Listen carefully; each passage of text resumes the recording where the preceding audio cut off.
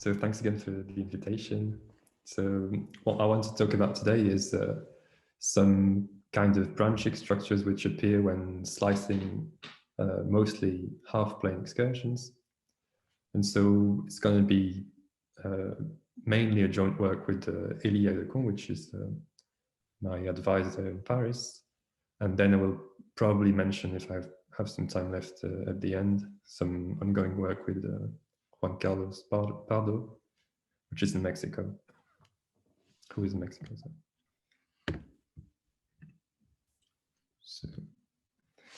So I'm first going to try to give the model which is underlying this fragmentation.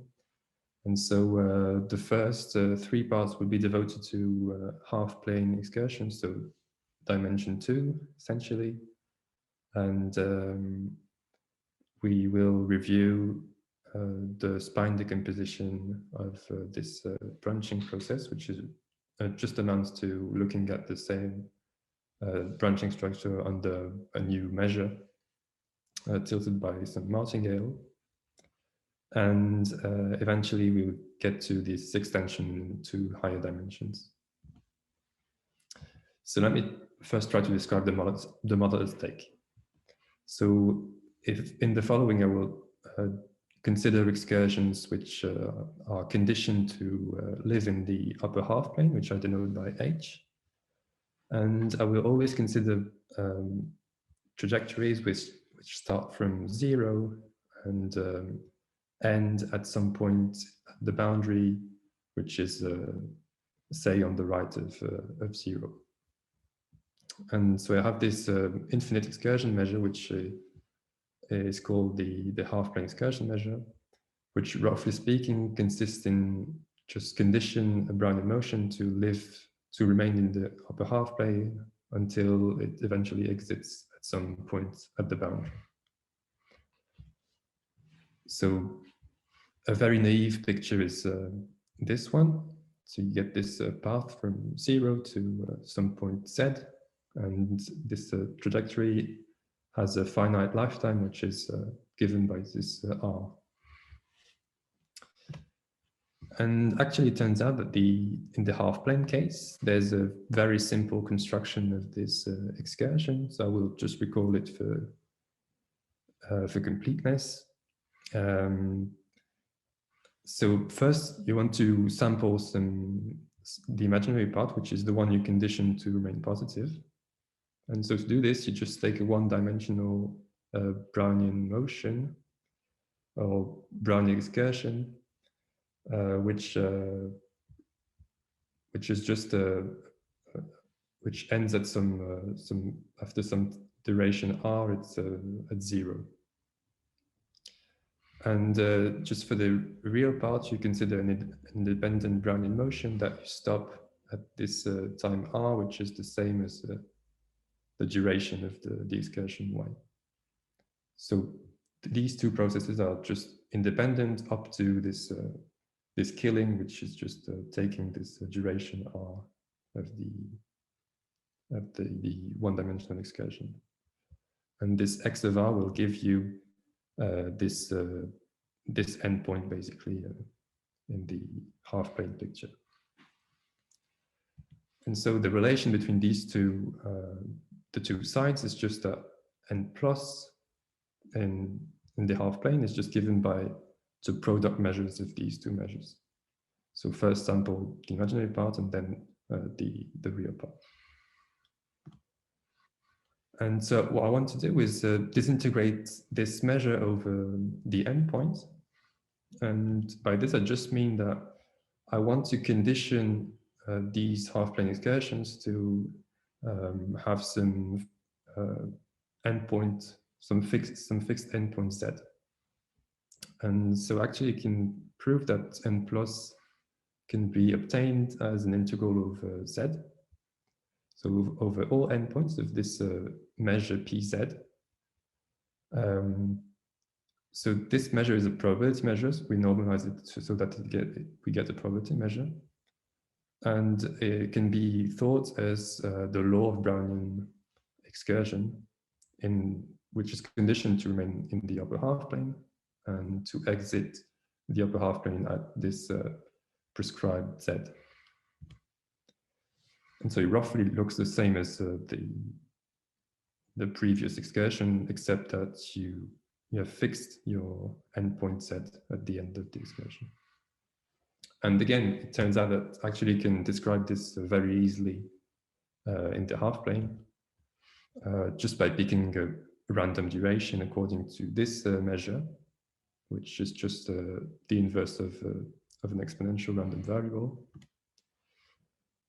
Take a three-dimensional Bessel bridge. This gives you the imaginary part between 0 and 0 and duration given by r times the endpoint squared. And similarly, take a Brownian bridge between 0 and z with duration r times z squared for the real part. And so we have this description of the law PZ. Okay, so this was just the definition of the measure, and now I want to what we want to do is try to see a branching structure or some notion of genealogy in this excursion. So basically, I want to take some height A and slice the excursion at height A and look at all the excursions which are above this height A. So this would give me some collection of excursions above height A, which is a countable family of such excursions. And as A evolves, so the goal is to see that as A evolves, we can describe this process of excursions, basically. So imagine I'm taking some other time B, which is larger than A. Then I have another collection of excursions above this level. And now if I'm fixing some time T, I want to look at the excursion straddling T. So if we look at the one straddling T above B, then this is the excursion labeled by these 2 points. And what if we take an intermediate time A? Then we have another excursion straddling T, which is this large one. And there's a clear notion of genealogy in this. When we do this, we can see this excursion above height A as being the ancestor of the one at height B. So if we want to target the evolution of the excursion straddling T, then it will be this one at height A, and then above height B, it will be the one labeled by these previous 2 points. And what you can see in this picture basically is that you have a splitting of 2 excursions exactly when you reach a local minimum of the Y part. So quite simply, if you just draw this line in the picture, you see that right before this, you had a single excursion containing E and E prime. And from this level on, you get that you have 2 different excursions, E and E prime, which are created by this local minimum. And so observe that there are several types of division in these birth events. So the first case is when you have a positive excursion giving birth to positive excursions. And by positive, I just mean that the endpoint is on the right to the left, to the starting point side.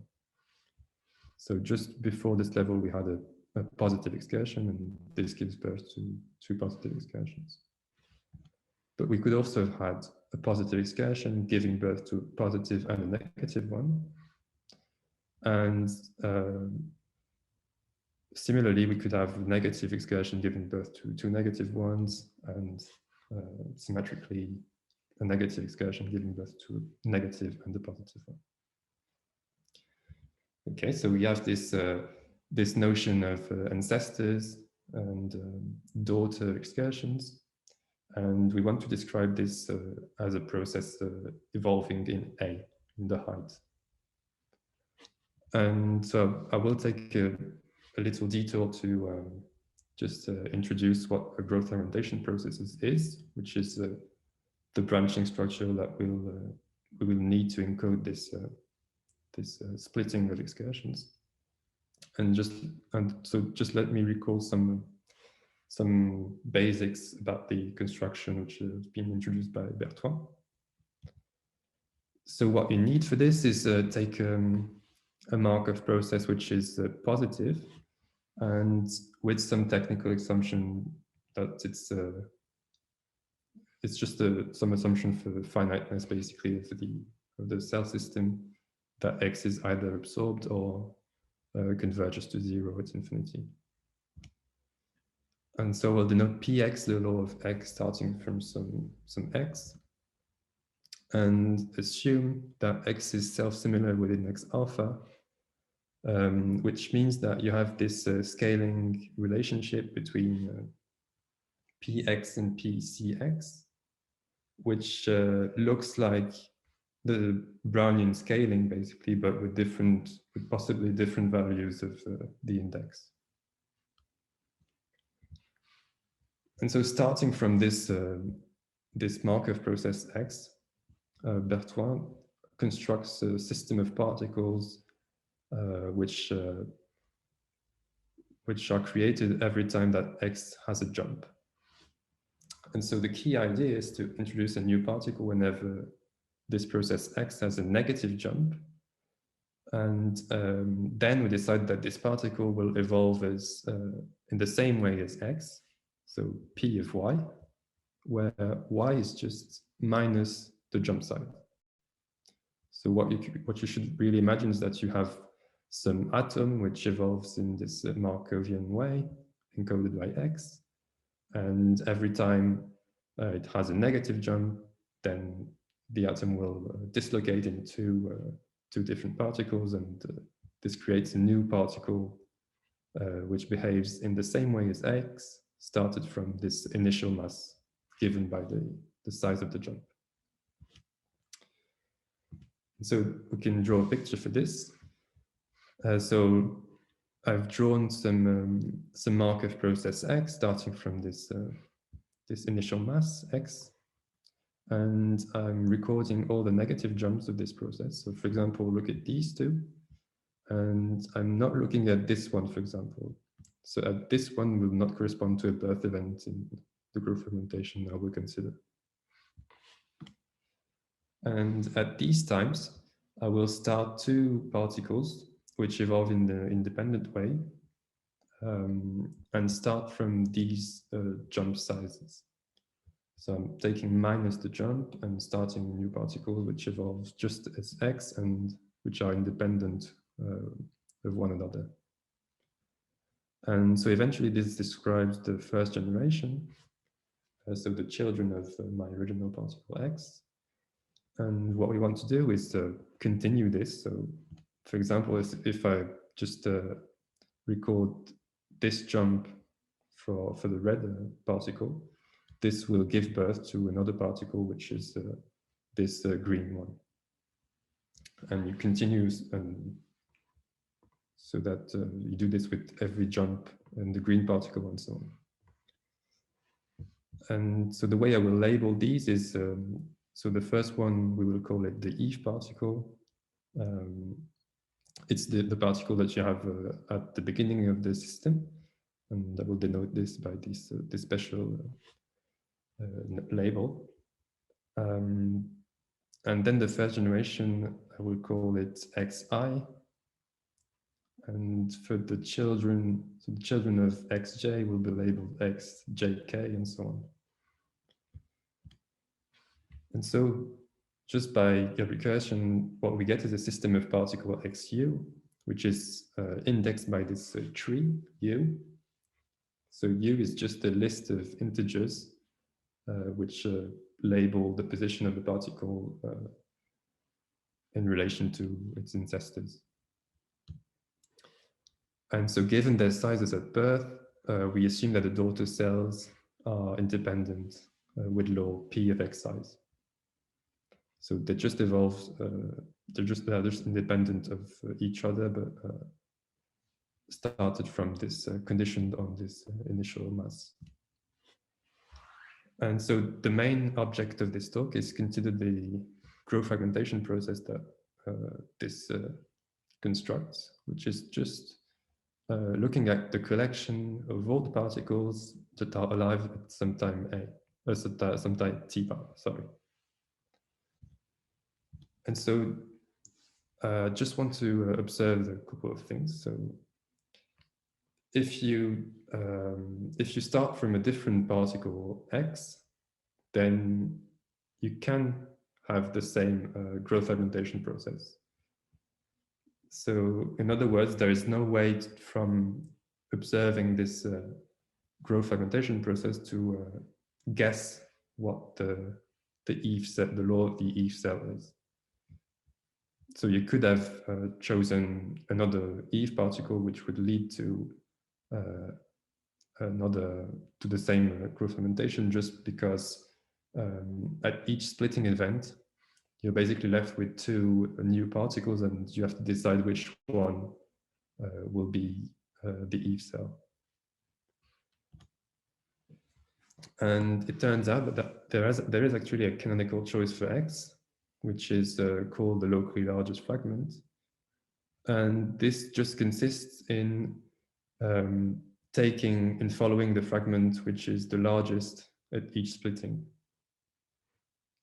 So if you know the growth fragmentation process, you have there's no chance to go back to this to a universal driving process, but you can still construct in some canonical way a process that is actually driving the branching structure. And so I want to construct, I want to see that a similar growth fragmentation process appears in the Brownian excursion. So as we did previously, I'm taking some height A and writing E of A for the set of all excursions above height A. And I will introduce delta V to be the size of the excursion E. So this is a positive or negative real number, depending on the orientation of the excursion. Okay, so delta of E is just the endpoint minus the starting point. And I will define X of A to be the collection of all the sizes of all the excursions above level A. And so we want to see how this process evolves as A evolves. And so let me zoom on some fragmentation events. So here I'm looking at some local minimum of the Brownian motion, the Brownian trajectory that I am sampling. And imagine we are considering some point T, and we want to understand how the size of the excursion containing gamma of T evolves. And so observe that we have the following conservation rules at splittings, which is that if you sum up the sizes of the blue and red excursion, then what you get is exactly the size of the excursion straddling T just before this height. So by EA of T, I mean the excursion above level A, which straddles T. And so this relation means that if we target the evolution of the size of the excursion containing gamma of T, then if we observe any jump time for this size, this means that we are giving birth to a newborn excursion. So in this case, the red one. And the size of this new excursion is exactly given by minus the jump size. And moreover, there is this very important conditional independence property, which is that if you are given the sizes of these two excursions, then E and E prime are independent excursions with respective laws given by the law of an excursion in the upper half plane, so the original law. And so this has the same flavor essentially as the construction of the growth fragmentation process. And so in a joint work with Élie Aïdékon, we proved the following theorem, describing the law of the locally largest fragment in this Brownian excursion. So first, if you look at an excursion under PZ, then almost surely there exists a unique time such that the excursion straddling this time t bullet will be locally the largest point, which means that at each local minimum, you are following the excursion with largest size. And so we'll denote Z bullet the image of T bullet. And we describe the evolution of this process Z in terms of a positive self-similar Markov process with index 1, such that, so we give its Lamperti representation, we write it as the exponential of some time change Levy process with some explicit Laplace exponent. And so tau is the usual Lamperti time change. So one thing that I want to notice is that in this this Laplace exponent, there is so we are integrating over minus log2 plus infinity, and this exactly means that we are looking at the locally largest fragment. So when you take the exponential of this, you see that Z can never more than halve itself during a jump. And so the picture of this is just looking at this this point here, for example. And you see that whenever you look at a local minimum which arises before this hitting this imaginary part, you will still follow the locally largest excursion. And so you can construct the following cell system, which gives the law of this genealogy of excursions. So consider the following process, which is the Z given in the theorem with the specific Laplace exponent, and do the same thing as in Bertoin's construction, but also counting the positive jumps. And for each positive jumps, you are placing a copy of minus Z, starting from this this jump size. And I call Z of A, sorry, the collection of all the sizes of all the particle which reaches this line at time A. And so the theorem says that this Z of A, this collection of particles reaching this line A, is exactly the same, is distributed as the same law as the process X, which is defined in terms of Brownian excursions.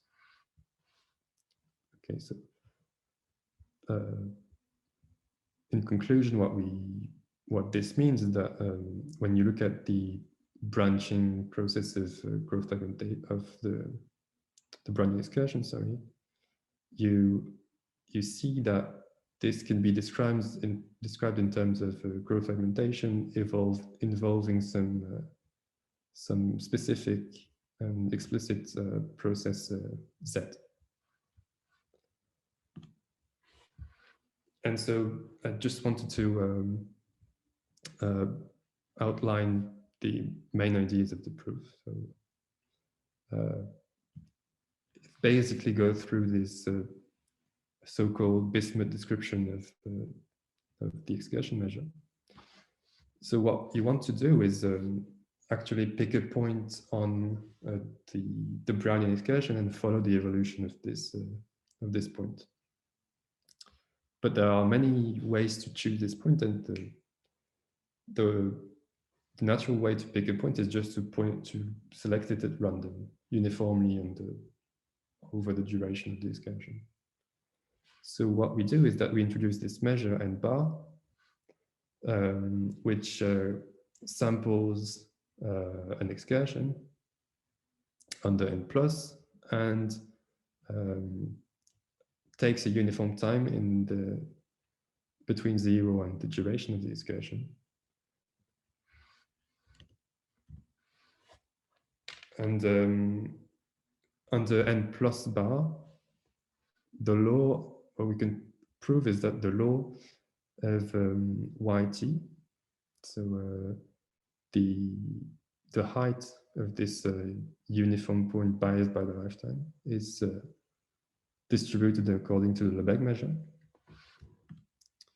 And moreover, if you condition on the value of yt, then you're left with two Brownian motions that are independent and that you kill when they reach the imaginary particles minus alpha. So the picture is the following. So I'm looking at this excursion under n plus and taking a uniform time biased by the lifetime of the excursion. So this gives me a point t, which is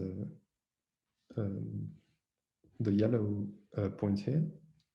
And I'm conditioning on the value of yt, say it's equal to alpha. And then what I get is, starting from this point, I can reconstruct the whole excursion just by drawing two independent Brownian motion, the blue and the red one, which are killed when reaching this line. So we have some kind of splitting when we consider some uniformly chosen points. And now if you want to understand the growth-fragmentation process, you need to understand the fragment straddling this uniform time t. And so if you fix some height a, this is just taking these two Brownian motions, the blue and the red one, and stopping them at the hitting time of this line.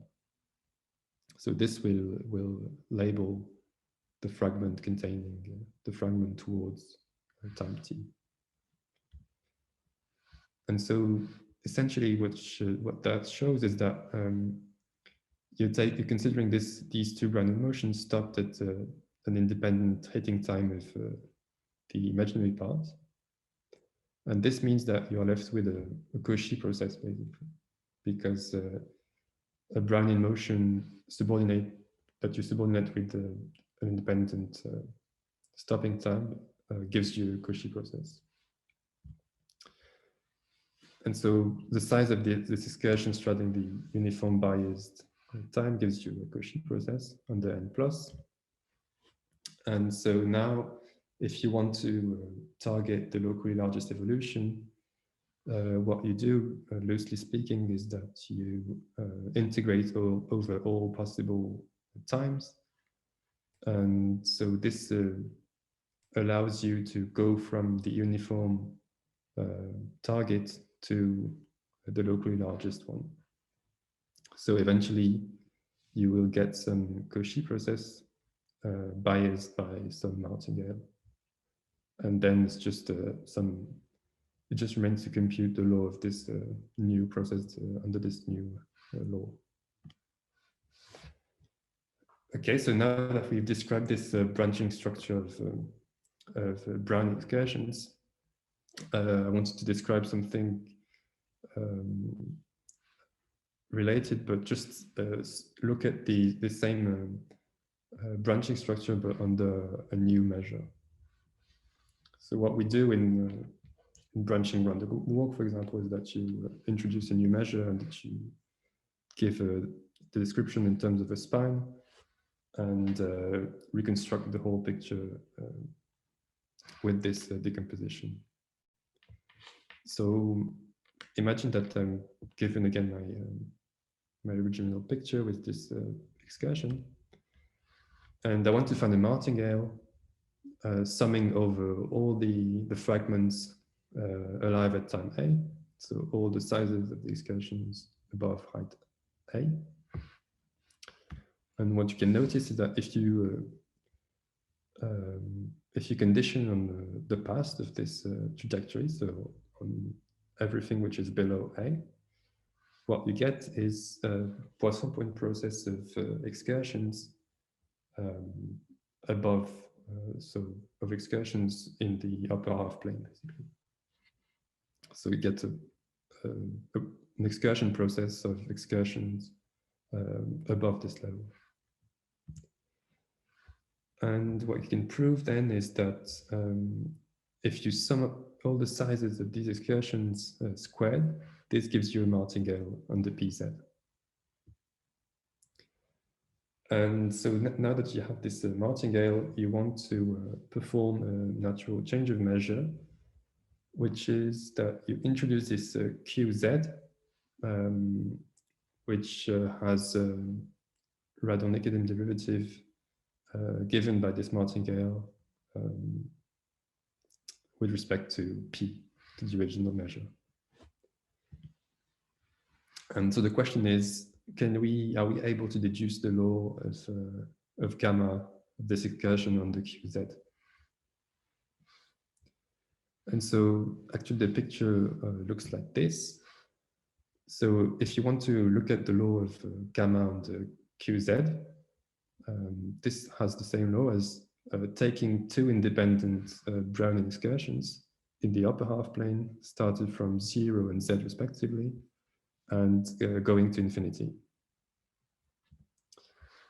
And so if you perform this, if you introduce this new measure, what you get is two independent excursions conditioned to between 0 and Z and infinity in the upper half plane. And so again, you can see the Cauchy process which shows up in this case, because if you draw a line at height A, you will get a Brownian motion starts at infinity, basically, that you will stop when reaching this line A.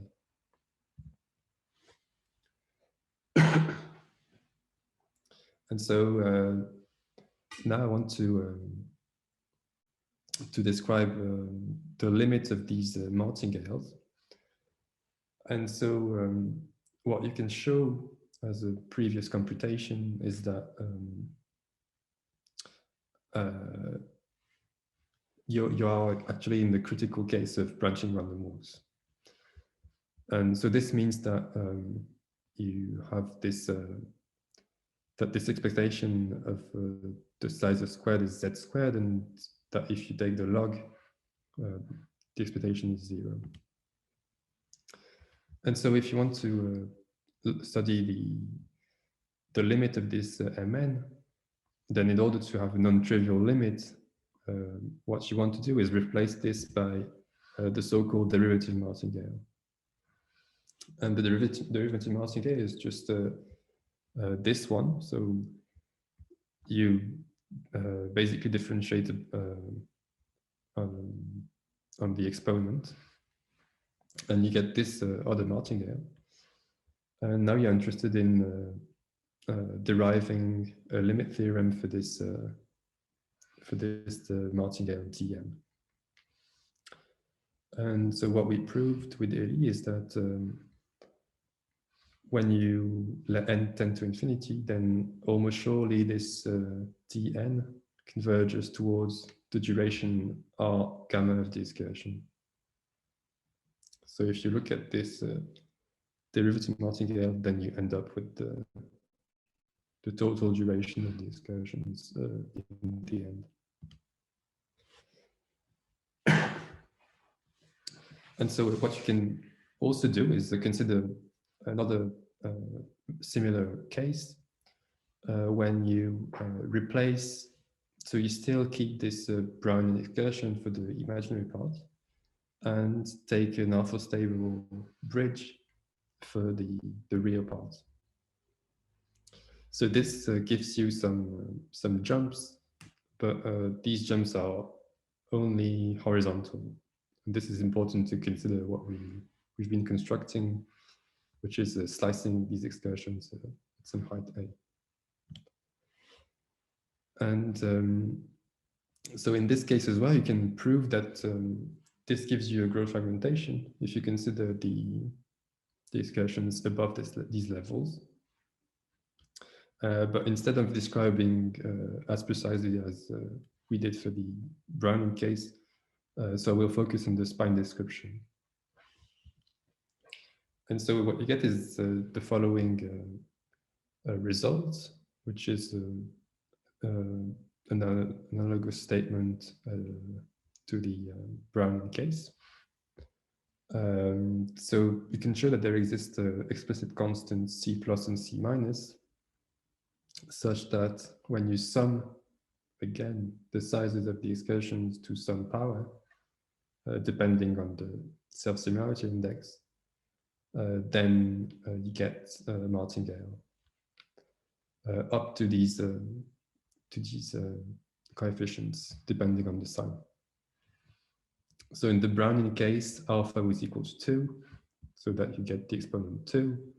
And by symmetry of Brownian motion, these constants were equal for minus and pluses. And just as in the Brownian case, you can study the measure tilted by these martingales. And what you get is a similar picture where you start two independent excursions in the upper half plane, starting from 0 and Z. And if you want to target the evolution of a fragment at infinity, you get this alpha stable process stopped at when reaching a line. And so now I wanted to mention some connections with the higher dimension Markov processes. So this is a work in progress with Juan Carlos Pardo. And in this context, we consider Brownian excursion in half space. So say we are in 3 dimensions. And so the analog of what we have done in the Brownian case, the planar Brownian case, is slicing this excursion with a hyperplane. So instead of this line that we had previously, I'm slicing this excursion with this hyperplane HA. And so what you get is some collection of excursions above this hyperplane. And now if you want to record the size of these excursions, well, in the planar case, you had a positive or negative real number. But in this case, you're left with a vector which lives in this hyperplane. And so if you want to study the growth fragmentation or some branching structure arising in this context, what you want to do is replace this building block X, this Markov process that you use to construct your growth fragmentation, by a d-dimensional process. So if you target some time t, the fragment containing t will be some vector in this hyperplane. And so you can describe this growth fragmentation just by using an n-dimensional vector as a Markov building block. And you can show that in this case, when you sum up the the sizes of the excursions. So in this case, it will be the norm, because you have some vectors, and you put the power n. So in the case n equals 2, it would be the square that we introduced before. Then this gives you a martingale. And now if you want to study the law of this excursion and this change of measure, what you get is a similar picture where you have two independent isotropic Brownian excursions from 0 to infinity in the half space. So the point ut should be centered at infinity in the end. And so we also have a description of the locally largest fragment, for example, or some building block of, for the growth fragmentation process. Okay, so just to conclude, let me just also mention some connections with random planar maps.